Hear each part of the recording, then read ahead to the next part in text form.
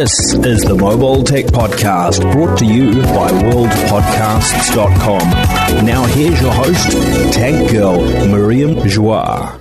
Hi, and welcome to the Mobile Tech Podcast. I'm your host, Miriam Joire, and today is Wednesday, November 27th, 2019. I have a couple of special guests. I have Finbarr, how do you say your last name? Moynihan. That's right. Thank you. I didn't want to mess that up. That's okay. From MediaTek, because we have some MediaTek news to talk about. And I have TK Bay of XDA Developers on the other side. It won't be stereo for you guys, so it doesn't matter which side. Anyway, so I want to start with the big announcement that we had yesterday of the new 5G SoC. Sure. What can you tell us? We're very excited. We've talked a little bit, we teased it, I guess, earlier this year, but we're now starting to talk in a lot more detail about the first MediaTek 5G SoC. We're very excited, obviously. I think we're all going to see a big wave of 5G in 2020. I think that's what everybody in the industry is expecting at this point. So MediaTek's very excited that all of the investments we've been making over the past couple of years are really coming to fruition now. So the first SoC we've announced, we've given out the details. It's going to ramp towards the end of this year, and we're going to see it in phones early 2020.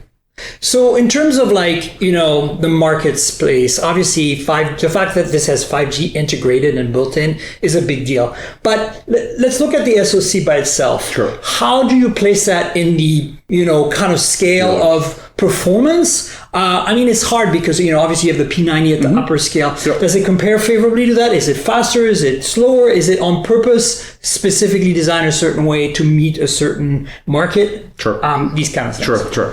I think what you'll find is it's another big step up for MediaTek when you look at the features. So what we're introducing is a highly integrated 7nm SoC.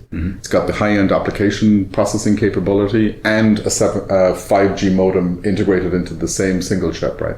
It competes with two-chip solutions from some of our competitors that are not as integrated.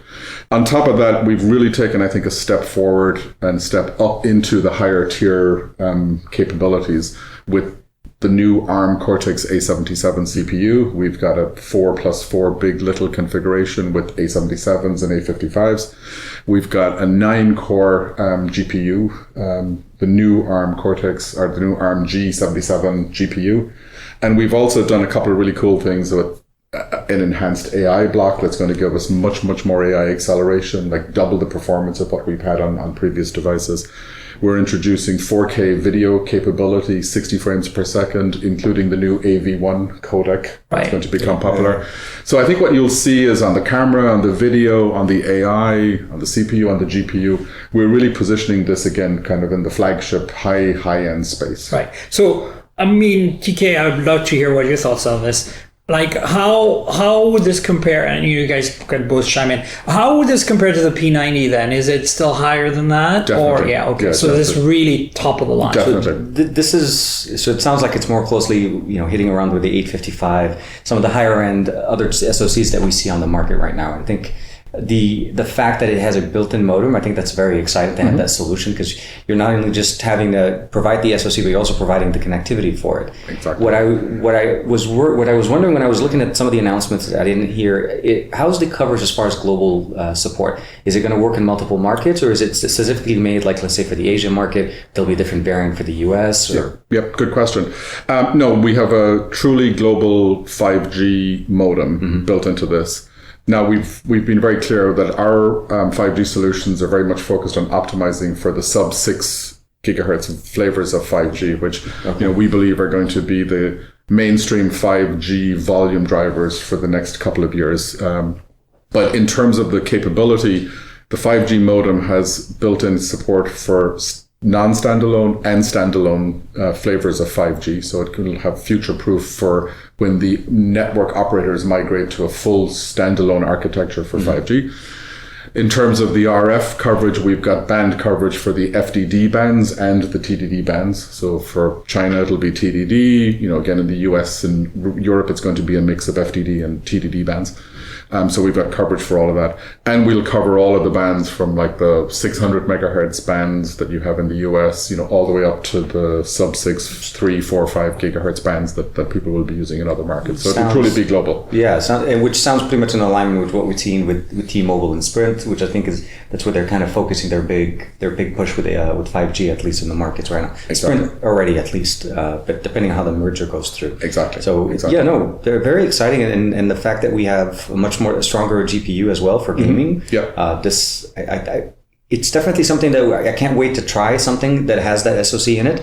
I realize, we have to wait till early 2020 to start looking at it. Not too much longer. A few more weeks. You're right. Actually, CES is around the corner. If we think about it, the year's, Halloween, Christmas. It's going to come like that, yeah. And actually, with Halloween a couple of days from now. But either way, I think it's definitely very exciting. And I noticed in some of the other announcements, the other things that you covered a few weeks ago, we saw some more information about your integration with other, I would say OEMs and companies. Where do you see, this type of SoC being integrated? I mean, is it just for mobile devices or, smartphones and so on? Or do you see that maybe transitioning to something else, like maybe IoT or in the home or stuff like that? Yeah, it's a good question. I think obviously the primary driver for what we've developed and what we're announcing here is for smartphones and mobile devices. Right. Although I think when you see the sort of CPU performance, the GPU performance, the ability to have an external display, for example. That was what I was about to say. That to me talks external display, controller connected via Bluetooth, and playing games. So I can imagine other people will like the first wave will clearly be smartphones, no question. But I can imagine with the kind of level of capability we're delivering with this platform, the fact that it's launching with really advanced low power 7 nanometer technology from TSMC, I think it's going to have some longevity as a high end platform. And I think we'll see people building creative types of devices with this as well. Now, at the event we had recently in San Diego, we also were talking a little bit about some of the other things we're going to do with 5G. So I think you will see MediaTek launching, more data-centric devices, enabling different categories of solutions for 5G that maybe don't have all of the multimedia GPU, CPU capability of this particular SoC. But I think there's a capability that is going to enable some interesting use cases that probably we can't even predict today. Oh, yeah. No, especially with having it, again, available and also with the... What I loved about it is the fact that there is a dedication to going into the US market and trying to basically start providing more hardware, things that people can actually use and benefit from it. So that's why I was really excited about that. And we also, as you noticed in the announcement, we also announced that it supports like 2x2 Wi-Fi 6 also integrated this platform. Bluetooth 5.1. Exactly. So that's quite a bit of stuff, right? That whole advanced connectivity capability on the platform, from cellular 5G to 2x2 11AX. So it can do some interesting things.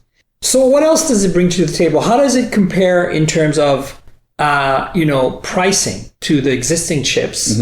If that's been determined at this point, obviously I'm not sure. But it's probably going to be very interesting to your customers, which are the phone manufacturers, because MediaTek has always led the pack in terms of value, right? And so obviously you are in a way trying to, pursue that higher end tier. But wouldn't it be great if you managed to pursue that higher end tier with an integrated 5G modem and you still have a really good price to performance ratio, right? I mean, obviously the device prices are going to be set by our customers, of course, when they launch their devices. And, certainly this particular SoC, this particular first 5G is definitely higher end than, say, a lot of the 4G products that we've announced over the last couple of years. So you'll certainly see a lift in the price and the average selling price of that for this particular first device. And I think it will go into higher tier devices with higher price points from our consumers. But at the same time, we also recognize the mission of MediaTek. I think we're excited about being this early into the 5G, because I think really 2020 is going to be the year that 5G really begins to take off in volume in multiple markets on a global scale. So, right now we're seeing some phones announced by companies like Xiaomi, Mi Mix 3 5G comes to mind, that are like 500, right? 600? I mean, they're not sold in, at least, they might be sold in Europe, but they're not sold in the US yet. No, not yet. Because Xiaomi doesn't sell in the US. So are you targeting that price point for, obviously your customers are going to decide on price, but in your, what you're envisioning when you kind of give the customer the slide deck. You know, you can make a phone that will reach this price point and it's 5G. Yeah. Are you looking for a target number there? I think that's within the range of what we could expect. Right. I mean, I don't think we're going to see many of the, above $1,000. Well, I didn't expect that, but I was wondering if you might even be lower than that. Like, if you might be able to see phones at $350, $400 with this chipset. More mid-range. Because of 2020, because of the proliferation of sub-6. And I think what we'll see is as we go through 2020, we will be launching other products, and we will be leveraging the maturity that's going to be built into this modem. So again, the 5G modem, all that connectivity solution, all of the interoperability testing, that will all be leveraged, but we can bring that capability into chipsets that bring it, into other tiers below that. So you will see that expansion as we go through 2020. Because that would be the other thing, obviously, going in and it's specifically only a bit for the higher end will always get you that you'll get that big impact there, but there's always going to be that market for that. I think they mentioned it even at the event back in San Diego, that between 250 to 500, that mid-range price point, which is picking up. Yes. It's a smaller segment, but it's picking up, and I realize that's generally the majority of people that when they start looking for devices, if they're not looking for like low end budget, like below 250. Getting 5G at that level, I think, would just expand and, of course, help MediaTek just get into more hands. That's the reality. And we see that as very accessible and very achievable, I think, as we go through 2020 into 2021, that I think that space for 5G becomes very, very interesting. Yeah, I think for me, I think the battle right now in terms of what I call premium flagships is being fought in the $500 to $600 range. And, there's obviously the pie in the sky $1,000 flagships, and then beyond that with folding phones. But I think that most people that I look at my audience, a lot of my listeners are from India. They're price sensitive. Right now, they're very happy that Xiaomi sells $400 flagships. Like the Mi 9T Pro, right, for example. Well, I was going to say the new CC9 Pro from Xiaomi. We just did a video not that long ago on the Note 8 Pro. There you go. Yeah, no, it's a great phone. The chipset performs really, really nice. And so obviously, if we can add 5G to that conversation, I mean, in India, it might not matter as much because they might not have deployed the networks yet, but it's only a matter of time, number one. And number two, you got the rest of the world, right? You got European is also, some parts of Europe are very price sensitive. And then you have, the rest of the world. Exactly. So in the US, I think it's going to make a difference, especially for the sub-6 carriers like Sprint and T-Mo, who are going to want to have phones that are more accessible for that, maybe their prepaid customers or whatever. I mean, I don't see 5G going to prepaid in 2020, but I wouldn't be surprised if it happens shortly after that, because if you enable that with your chip, I mean, why not? We still have to wait to see how the merger unfolds. The new T-Mobile kind of thing. And that will have an impact on the spectrum position. Exactly. I think they're banking a lot on what Sprint's existing infrastructure is, because that's where the sub-600 is. Most of T-Mobile right now, at least in the LA area, is almost non-existent. It's like in downtown LA. But Sprint's actually been sectioned off, and I actually had an opportunity to cover their launch event for their 5G, which operated extremely well, like 300, 400 megabits down. Wow. And it was in a building, not line of sight. Right. I didn't have to see the tower. Millimeter wave is a whole different story here. No, and that's where you get into the line of sight stuff.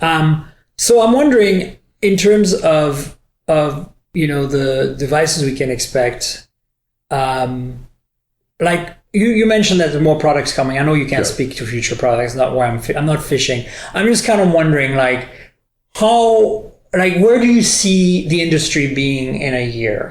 Because, there's millimeter wave, and you haven't announced anything there, and I'm not expecting you to talk about that. Again, I don't want you to announce anything. I'm just more like, in general, where you see the industry, because I think the glut of 5G is going to be sub-6 worldwide.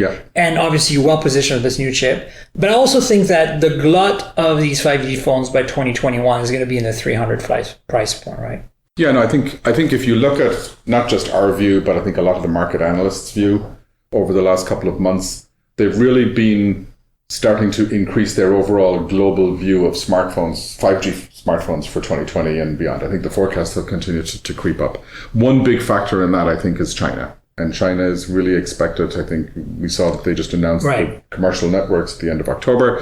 I think We're going to see a large infrastructure build out in China. We're going to see fast adoption of phones in China. And we know they know how to build infrastructure. And we know how, exactly. I mean, this is going to be insane. And I think what we see that's going to drive is an SoC landscape, but more importantly, I think an ecosystem around those sub-6 design points. Right. Whether it's the RF components, the memories, the displays, and that whole ecosystem, I think, as volumes ramp in China, particularly with the Chinese OEMs, as that ecosystem develops, there's going to be an economy of scale that's going to build around that sub-6 design point.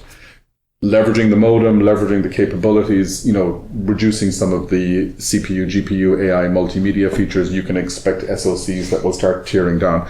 So I agree with you. I think as we exit 2020 and we look into 2021, we're going to see a range of devices that have that 5G capability. It's exciting. And I think it's going to move faster than people think, because I think what will happen at some point then is above certain price points, that capability is just going to become like a hygiene factor, and then phones will be shipping into markets before people will be buying $300, $400, $500 phones with 5G enabled, maybe before there's 5G networks in those countries, perhaps, and then they'll be ready and future-proof. And I think that's how I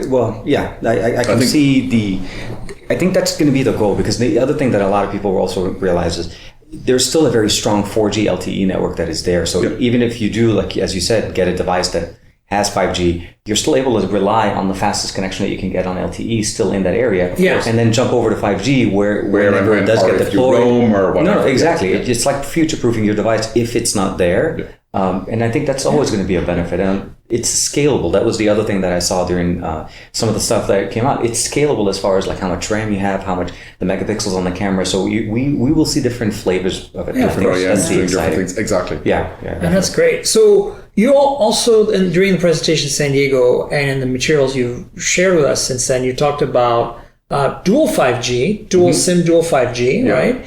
And a dual carrier. Was that for Wi-Fi or was that for 5G as well? I think the dual SIM we talked about was for dual SIM 5G. So you could, in theory, have... This is the first chip that does that, right? On the market. Exactly. Mm-hmm. And we've always, I think, led the dual SIM migration from generation to generation. So the first with dual 3G, the first with dual 4G, the first with dual VoLTE. So now we're the first with dual 5G. So... We're enabling consumers to obviously have, two SIMs, two 5G networks on the same device. Right. The dual carrier is also a reference to our 5G solution, because we're also very proud that we've started with a really full implementation of 5G. So we support on the integrated SoCs 2 5G carriers. Right. So you can, in theory, aggregate 2 100 megahertz 5G carriers, which allows you to get, if you have the spectrum as a carrier, can get you up to like 4.6, 4.7 gigabits per second theoretical. Wow. Theoretical. On sub-6, that's impressive. Yeah, exactly. So, and that's the maximum with, 2 carriers, 100 megahertz, 4x4 MIMO, all of the features, of course. So that's like a theoretical peak, obviously. But that's quite impressive when you compare it to sort of where we are with 4G networks in many parts of the world today, right? Anything stand out? And I mean, we talked about video performance, 60 frames per second, 4K. Anything standing out in terms of image processing? ISPs imaging is really becoming super critical at any price point right now. Like it seems to excel. Every time I think it's going to plateau again, it doesn't. No, it's kind of crazy. Yeah, and it's certainly driving a lot of innovation in these platforms. And I think more and more we're dedicating more silicon area to that element of the user experience, because I think it is very, very important for consumers. And AI as well. And they go very much together. I think. So absolutely. I think what we've seen really is, as the camera capability and the raw image processing capability, of course, we're doing more in the ISP for noise reduction, enhancements there.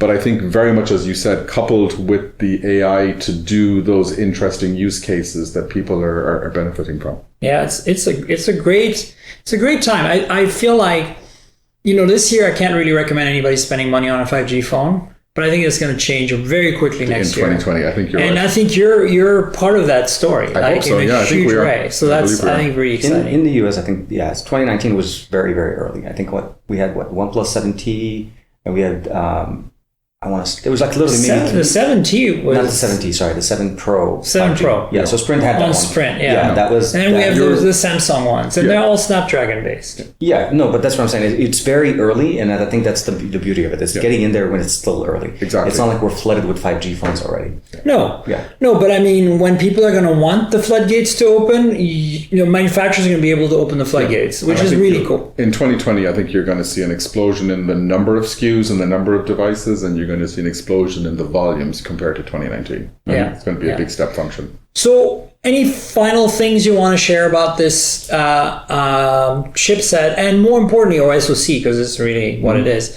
and anything else that were covered at in San Diego that I think that would be really beneficial to the audience right now? I think I'll summarize by saying, for MediaTek, this is a very exciting time, right? I mean, can imagine. Our CEO was at the event in San Diego, as you know, you were there with us. And I think he talked a lot about, seeing the return on the investments that we've been making over the last couple of years. Like, we decided to invest very early in 5G. We decided, we wanted to be in that leading wave of 5G solution providers and continue to be an industry leader in that 5G space going forward. So I think we're very happy that we're executing on that promise, and the chip has come out, it's ready to go to production, and we're going to see lots of good things, I think, come from that next year. The other part of what we talked a lot about at San Diego was I think the other breadth of businesses that MediaTek is in. I think we're very well known for mobile. Yeah, it's true. Because we've probably talked a lot about mobile over the years. You and I have talked a lot about mobile over the years. But I think what we wanted to share with the audience in San Diego was also, we're in a very strong platform provider in home. All of the smart home, smart TV, connected home, voice assistant devices, Wi-Fi routers, et cetera, et cetera. That was definitely an awakening moment for me during that event. Just the plethora of devices that are already in my home that I didn't realize were, powered by, I like to call them MTK. I like historical. Well, TK Bay, MTK. Okay, so I like MTK. Part of the family. Very much. And so I was very surprised. Yeah, I mean, even with OnePlus's TV, we had, as you said, in the home. It seems like it's a very big medium that you guys are definitely very much invested already for quite some time. But people don't think about it. That was. I mean, our name is MediaTek, right? So our core really does go back to media. Yeah, I mean, I had Jerry Yu from your team on the podcast, and Kevin was on it as well last November when you took us out to Taiwan. And that was my awakening, TK, because you got it this time. But I was like, all the Amazon stuff, a lot of it is the actual products sold by Amazon, whether they be the tablets or the Fire TV sticks or all the Echo devices. It's all MediaTek. And that's so many devices. There's so many more MediaTek devices in people's homes right now, I think, than phones, and MediaTek phones, which is, at least here in the West. TVs, Wi-Fi routers, Blu-ray, DVD players, voice assistant devices. Yeah, that was also another one. Routers, totally. So that's exciting. It is exciting. Exciting. And then thanks for reminding the audience of this. I think that, those of the people who have been listening to the show for a while, obviously, because they heard this interview with Jerry, know about this. But I think there's a lot of newcomers that are going to be like, oh, I had no idea. Like the Peloton bike. That's the one I didn't know about. That was a new one. Yes. Yeah. So I'd like to try that one.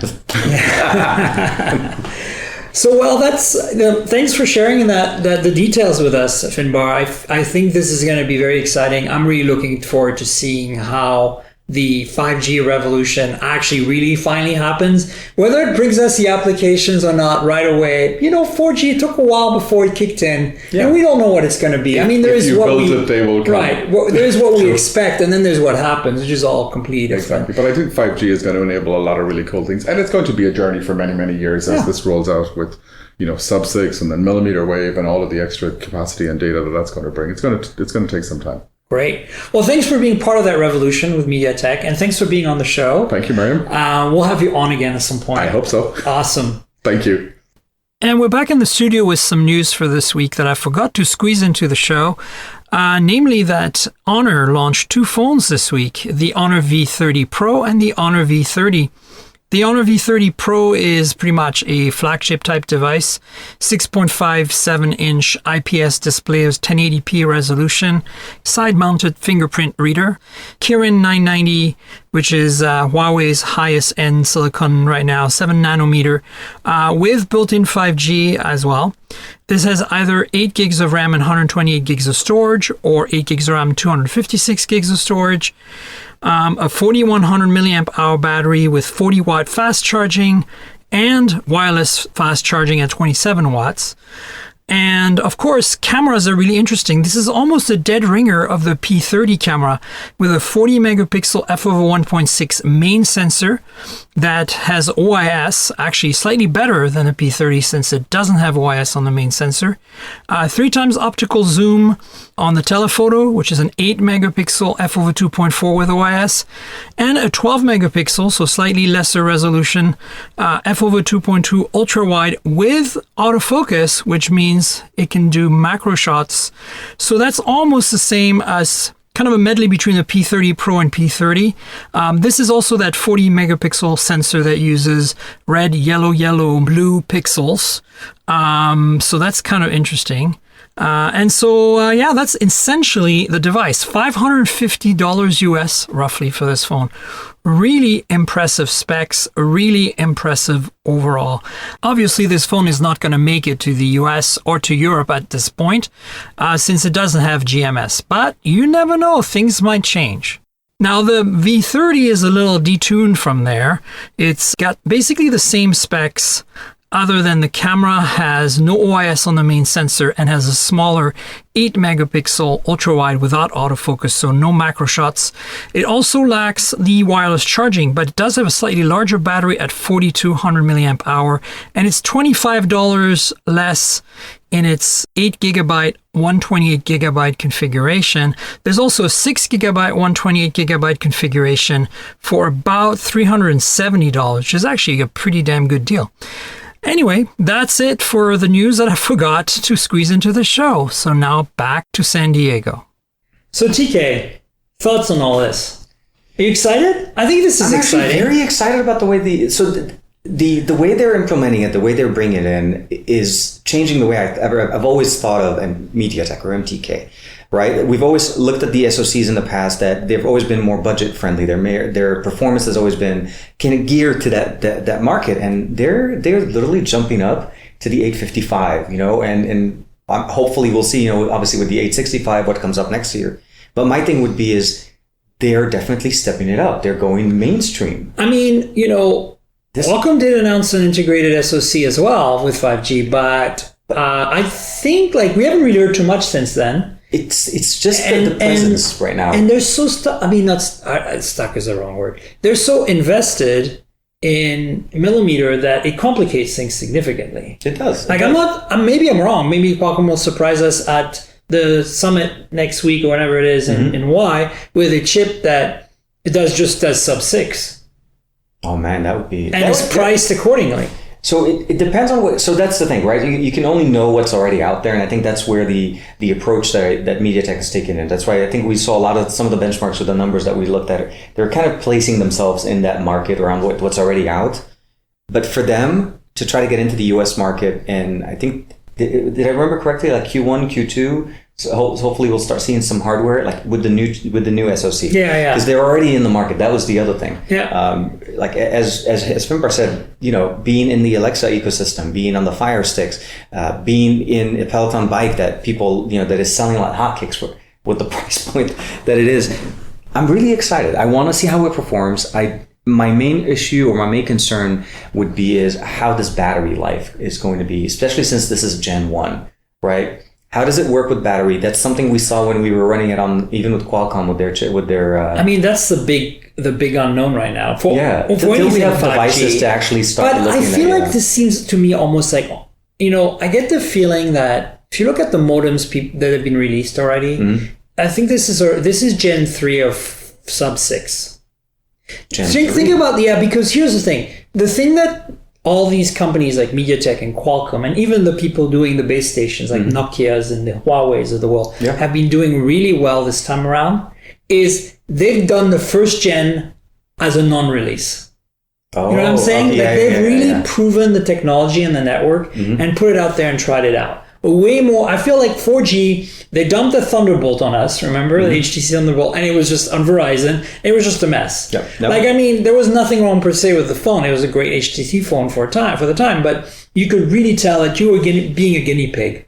Well, that's what it. Sometimes you have to. And I think that the stories about millimeter wave 5G that we've seen so far, like Joanna Stern did that thing, you know, where she walked and she had the tent set up. Like, I think there's a bit of that happening, but I don't think anybody's really been doing, other than maybe Sasha at PC Mag, I don't think anybody's been doing any hard, solid work on quantifying sub-6, primarily because we don't really have much sub-6 in the US yet. Well, so that's the thing. So the only time I've ever been able to test it was on Sprint.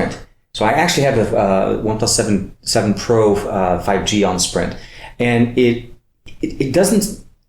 How do I explain? It works when you have a good signal. It works great, but it still suffers from you move from one side of the block to the other, and it's not line of sight. I realize it's not the same thing as millimeter, but you still suffer from the signal. So it still the infrastructure still has to be built up, and I'm hoping with the merger, and hopefully when we see the actual plan of how they're going to roll it out, that will get better support for it. And I think that's really what it is. They need more antennas. The antennas are much smaller. They're able to put them in much smaller areas, repeaters. Sprint's implementation with, as you were mentioning with Nokia, because a buddy of mine, when he and I went over and Nokia was there during their event when they were launching it, they're very small. They're easy to implement. They don't need to have these massive panels that what we used to. So, and they're able to basically swap them and put multiple units instead of what we used to have. So I think it's going to have to be on both sides. And so I think, there's still a bit of that first generation of the technology going on with the definitely. Deployment. But I kind of feel like the chipsets are more mature this time around. I agree. I didn't think about the fact that you're right. I think that's kind of why in my head, I think that like the stuff that was announced at MWC is Gen 2. Okay. The stuff we saw starting with the 5G mod last summer in Chicago is Gen 1. Okay. And if you know that's basically a science experiment, right? Well, the 5G mod. You have to. They announced. I know, and it was like, and you have to wait till January. So now, if you think about it, you look at this timeline now. Here we are in the fall, winter, close to winter of 2019, 2020. You wouldn't know. We have MWC and CS right around the corner.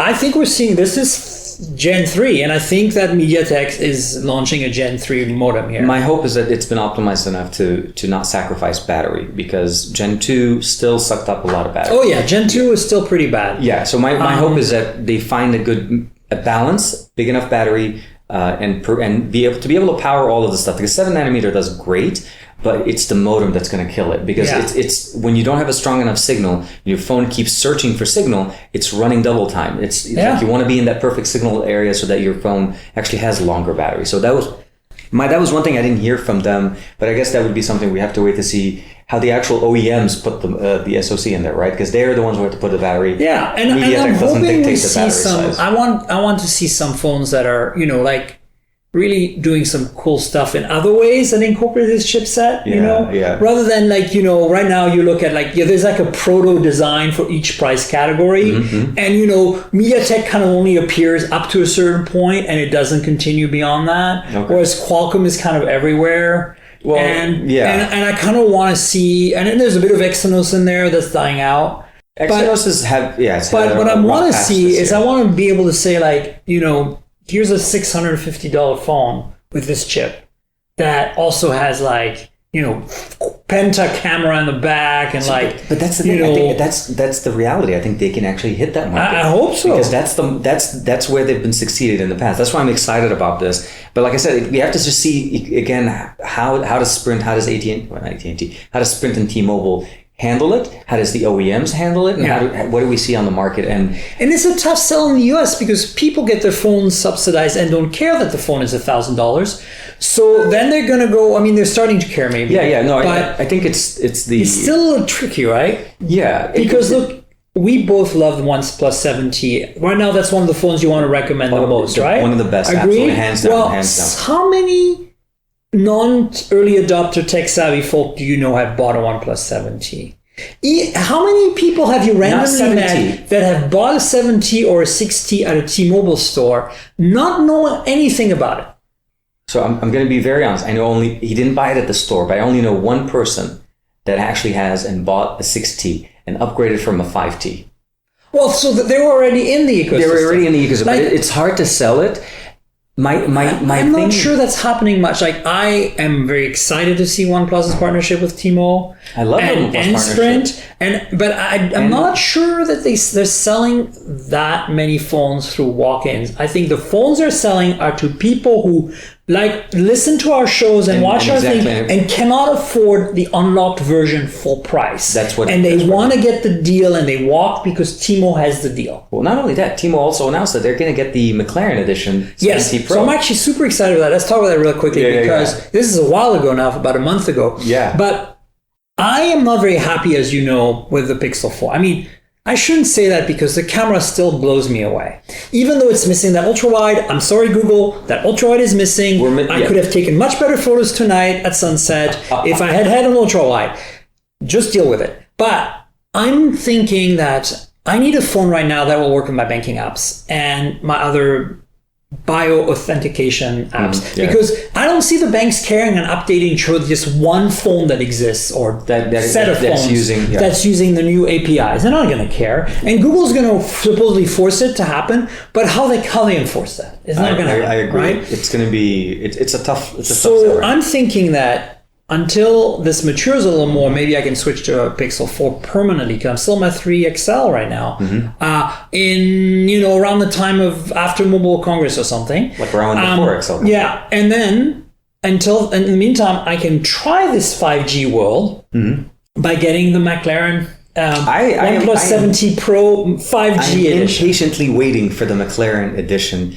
I was very much a big fan of the McLaren edition 6T last year.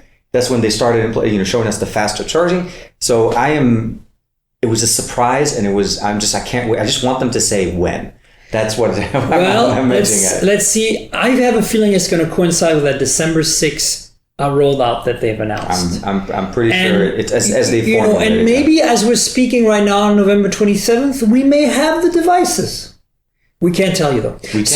We may or may not. That's the problem. Exactly. So the point is that I'm excited about that phone because it might be my first time that I switch to a non-Pixel Nexus phone as my daily driver, at least for some time. And maybe it'll stick. Maybe I'll say, oh, forget it. I'm not going back to the Pixel 4. But I mean, I like the Pixel 4 a lot. It's just the prices. There's so many things wrong. I don't want to go into that because we've had so much coverage of that on the show. What I want to talk about is a phone that came out was announced in the summer. We finally got a review, and it's in September. Well, and remember, there was actually a precursor to that back at CES. Correct. We all saw and that. We covered that. Yeah. The Nubia X. Was it? So X was at CES. So the Z20, Nubia Z20 is what we're talking about. So we covered that on the show a little bit, but I feel like we didn't go in depth. And when you and I were planning the show, we were like, oh, hey, let's talk about that phone a little more. Yeah, it's a very there's no other phone like it on the market right now. And it has a unique set of characteristics that you wouldn't even think that it's powerful. It has the price is the specs for the price are really good. Yeah. And then on top of that, they threw a second 5.1 inch 720p rear OLED display. Always on display on both ends, dual fingerprint sensors. I know. That was when I saw it, when I first unboxed it, I'm like, 2 sensors, that doesn't make sense. But it's on the edge, right? So it is, but when you use it works really well. It's on the side, so if you think of it, it's a side fingerprint sensor. But the beauty of it, if you program it with either right-handed or left-handed mode, whenever you hold the phone, you put your fingerprint there, it launches or it turns on that display. Correct. It becomes intuitive. If you don't want to use too much power, you flip on the 720. If you want to use the full, blast everything, just turn on the main display. And very unique. I like how they're implementing it. I'm not sure there's a lot of people that are jumping to get it. That's where I don't think so. I mean, it's Nubia. It's an unknown brand in the US. The price is right. The specs are right. Exactly. The camera's really decent. I was pretty surprised. I expected it to be meh, and it's better than meh. It's almost good. What I don't understand, though, so for devices that use one set of sensors as their main sensors, you should give me the best experience with those sensors in whatever mode I'm using. Right. Why switch it to 1080p So that was my only gripe about the phone, okay? I love the fact that I can do 4K 60 on the back. But the moment I put it in selfie mode or front facing, right? Yeah, it goes to 1080p. It goes to 1080p. Like, and you know what else it does? It turns on beautification. Like, why? Like, why doesn't it keep the settings from the normal mode? That's the reason why people would love to have the main sensor. Otherwise, you're emulating what the front facing... And you can manually override it, but why does it always reset itself? So I've taken a few selfies with that phone where I'm looking completely unreal because the beauty mode is kicked in again because I forgot to switch it off. Yeah. Like when I was at the Google event, Fisher and I and who was that? Nick Gray were in that photo with me. We did a wide angle selfie with the ultra wide from the Z20, and we forgot to turn beauty off. And we all look like, gorgeous. Like you have a beard. You know that Michael has a beard, and you know that like there's a lot of detail in there. And it was just like gone, all the detail. Anyway, so that's one of the issues. So there's some software things they could improve. Yeah. I also feel that I would love a mode where they kind of knows from gravity which way you're holding it. No matter which fingers you use, no matter how you do it. I want to say there is an auto... But it doesn't seem to work very reliably. No, it was... So the software needed a little bit of work. So Nubia, as you're aware, also develops or makes the Red Magic devices. Yeah. There's a lot of the Red Magic remnants in the gaming mode. Like if you turn on gaming mode, it has triggers, right? It says configure the triggers. I'm like, what triggers? Code extra, delete here. So yeah, I like the implementation. I love what they did from what we saw with these Nubia, the X model, because I think that one was. I felt like it was never going to come to the US. It was never going to work. They were very clear about that. So. Yeah, but I wanted to see, like, you see the tech. He was at CES, right? I mean, it's magical that you can use the main camera for selfies, number one, that when you want to take a picture of someone else, they can preview the photo on the rear screen. There's a mode to turn that on. Stuff like that is really cool. But I feel like, it's the same with the Red Magic. Like how often, like you look, they did the 3 and then the 3S, like literally 2 months later with an 855 Plus. It's abandonware. They're not going to update these phones after a year or two. And I think the 3S is mostly for older generation for devices, or somebody that's had, let's say, an earlier version of the Magic, or they just wanted to get. But I doubt they're going to get updated, and that's the other thing, right? It's like with the unit that I had with the 3S, haven't received one update. On the Z20, we received one. We received one, yeah. But it was a manual update. Right, and I think the other problem with that is that there might be updates because there's it's new and they have a lot of bug fixes. But what happens when Android goes to 11 or it hasn't received 10 yet? So, no. So what happens when it gets 10? And will it get 10? And all these questions. So I mean, on one hand, the price is right, the features are cool. It's pretty much a flagship. The specs are fantastic.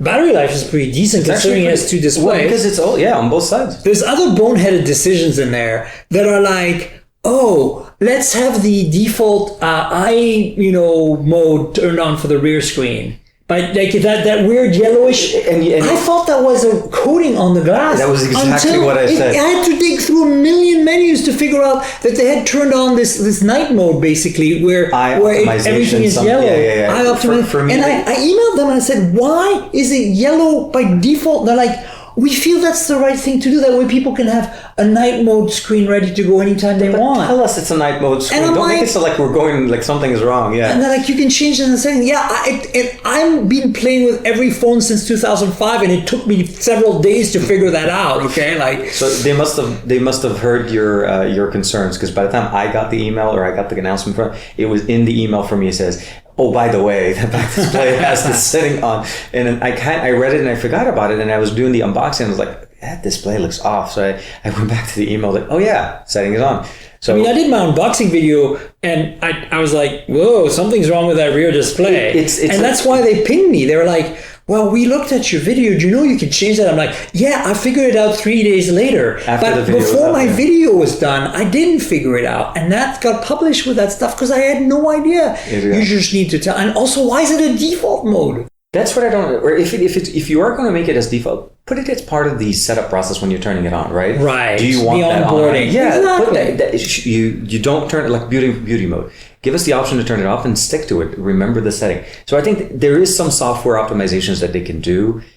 It's like historically though, even with the Red Magic 3. Yeah. not one like what you get. It's a they need some work. That's the best way to. And they do, but I think that if you're a listener and you're looking for something really unique that doesn't suck, that is flagship grade, reasonably priced, and you're gonna get rid of it in 6 months anyway and sell it and get maybe half or 65-70% of your money back. I think it's worth trying out. Like if you're not too sticky about the updates. Also, it's pretty much pure Android. It's pretty clean. Their UI There's a few little things, but I think they did a good job with giving you some benefits. Their ringtones are a little bit something that I would probably want to change. I never turn on ringtones on any phone, so I have no idea. The notification one is kind of like a little bit. It's almost like the Red Magic one, but overall, I think for the price point and the features, I think it's a great buy. If you're wanting to get something that is just going to be basically giving the latest what you can get from like Snapdragon, internal storage, and of course dual display and always on display on both. Yeah, I mean it's interesting actually because it has some features that are like literally inherited from the Red Magics. Like the Red Magic has an LED in the back.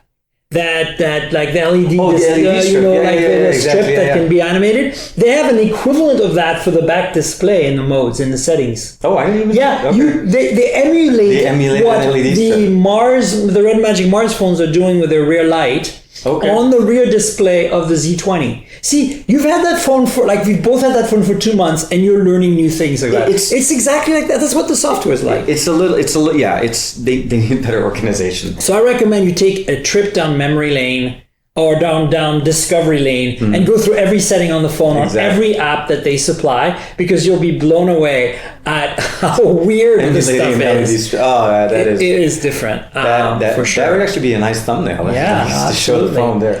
Do you want to talk about the Huawei FreeBuds 3? So the FreeBuds 3, I early hands-on with it. I barely got it. I think it was like 2 days ago or 3 days ago. Yeah, I literally got it I got it a few days ago, and I've had a chance to play with it enough to get to at least form an opinion now. I think initial impressions I can probably say from having so I'm using it with the Mate 30 Pro. I'm assuming you're me too. So there's some optimizations that I think was inherent that it works better with Android 10 and obviously basically an EMUI based one. I think initial impressions on it sound wise. I think it's not bad. I think they sound pretty damn good with noise reduction turned on. So that was the key. I think some people have made decisions. You have to adjust the dial. There's that weird dial, which you never seem to. It's not just an on-off thing like on the Sonys. No. It's like you have a dial, and then you tune. Everybody's different, and that dial is different for everyone. Totally. It's even different for different situations. Exactly. And I found that you had to kind of adjust the dial, and then when you do. Ding, ding, ding. Exactly. Sounds pretty great. I was very surprised how well it worked because on paper, everything is supposed to be really, really nice. Yeah. But for the fact that they're basically not totally enclosed, they're not in ear, they're basically, they're basically sitting in your ear. They do a decent job with audio when you're starting to cancel external sound because that was always the issue, right? When you're listening to your music and you're listening to everything outside, you have to bump up the volume.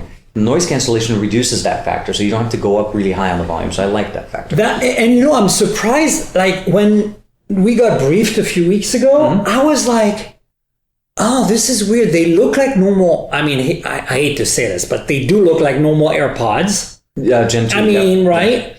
And yet they're noise canceling because noise canceling to me means you need to have some sort of seal, like the AirPods Pro. I was going to say, that were announced recently as well, provide, and like the Sonys provide. And so this thing is interesting that it actually succeeds at doing noise cancellation without a rubber or silicone seal in your ear. And here's the kicker. I tried them on the plane. Now, they're not remotely in the same league as the Sonys or like Bose or Sony headphones. There is a certain level of sound leakage. But they do surprisingly decent job at noise reduction and noise cancelling on an airplane.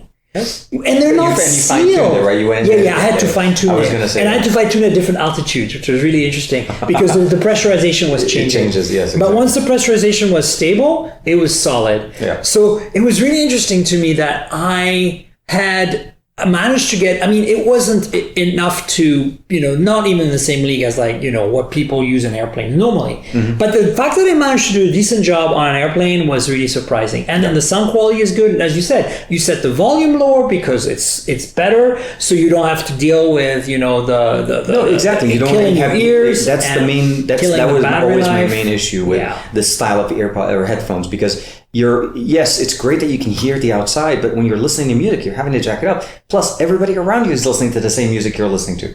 Right. So overall, I think initial impressions with it right now, it's really nice. I like the form factor. Still don't know the price point. Hopefully, it's going to be reasonable. But as a first noise canceling earpods or headphones that they've put out, because I had the FreeBuds 2 before, and I was very impressed with them. Didn't you pick those up when we were in Shenzhen?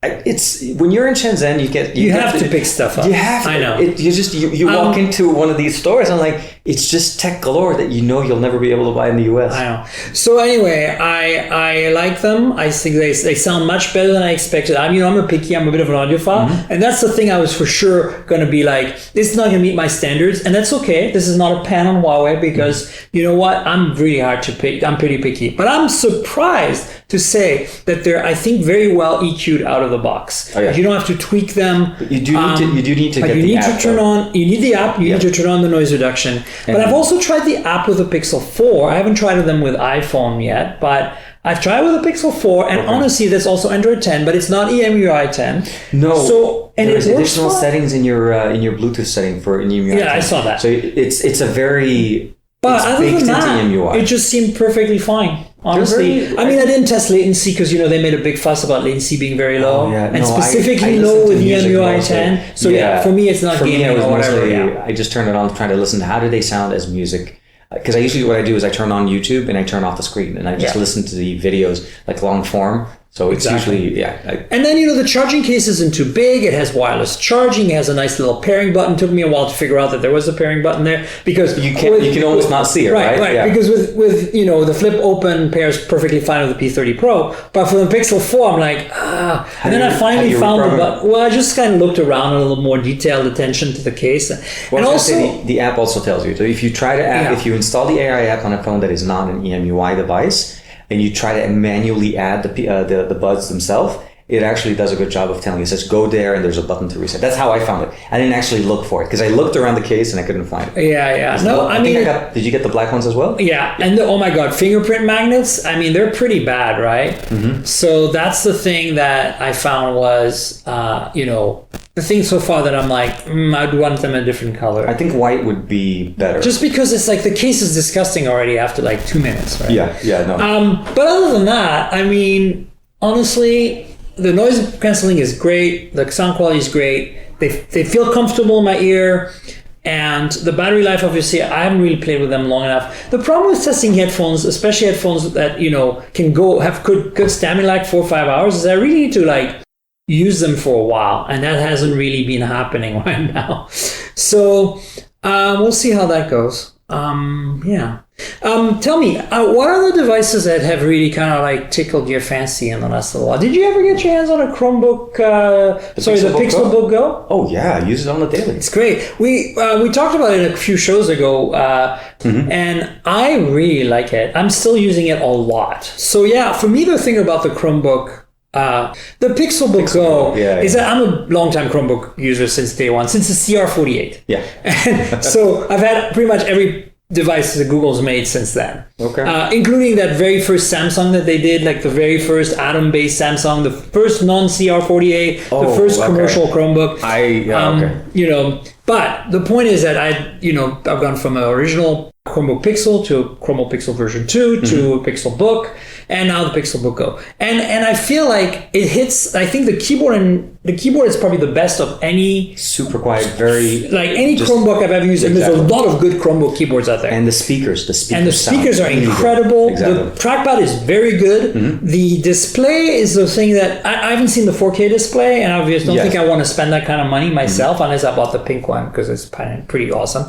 But I think that the display at 1080p. It's not the resolution that bothers me, although I'm used to Retina type displays on everything. It's more like the aspect ratio, and that's minor. I think the brightness is really the one that kills me first. I mean, I expect a MacBook Air from 5 years ago to not be too bright, but a brand new Chromebook, even one that's the one I have is the i5.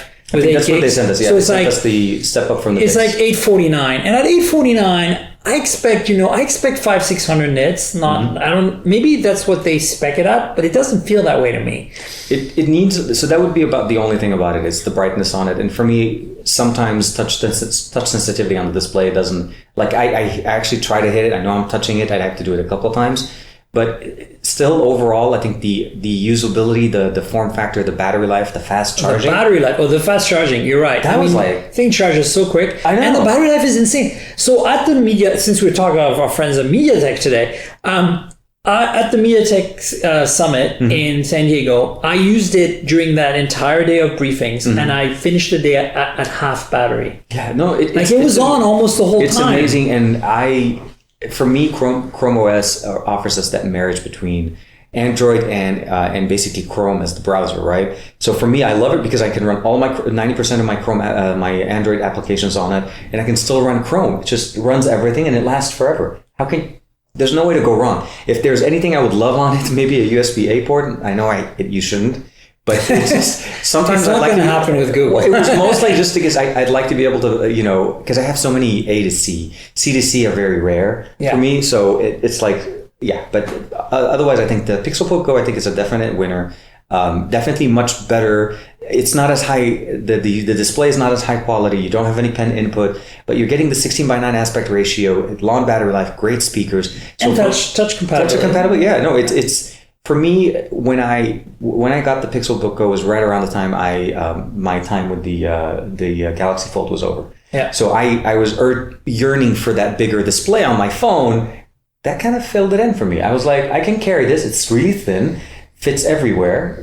Yeah. And just so you know, we hadn't planned talking about the Pixelbook Go, but here we are again because it's so awesome that it's made it into 2 episodes. Woohoo! You wanted to briefly talk about the new NVIDIA Shield TV box. Because I don't have, I use an Apple TV as a set-top box. That's the only one I have. I'm mostly Android TV. So. Are you, what is good about it? What is bad? Give us the 2-minute lowdown. So the easiest way to describe this is if you've ever used an Android TV box, be it at Google or be it any other like Xiaomi or whatever, or the Mi boxes, I would say this offers you the best experience at the smallest form factor with portability. So it's a stick. It's kind of like a stick. It's a cylinder. All right. So it's if I had to describe it, it's basically kind of like almost like a bar Toblerone, but more cylindric as opposed to triangle shaped. Yeah. And then for the remote works great with it. You can stream everything. It does 4K upscaling from 1080p. SD card adaptable storage in there. You can expand it. Wow. And it supports almost any media streaming service that you can think of. Yeah, because it's all an app, right? It's essentially, and so that was the beauty of it. And it starts at like $150, which is the cheapest they've ever sold it.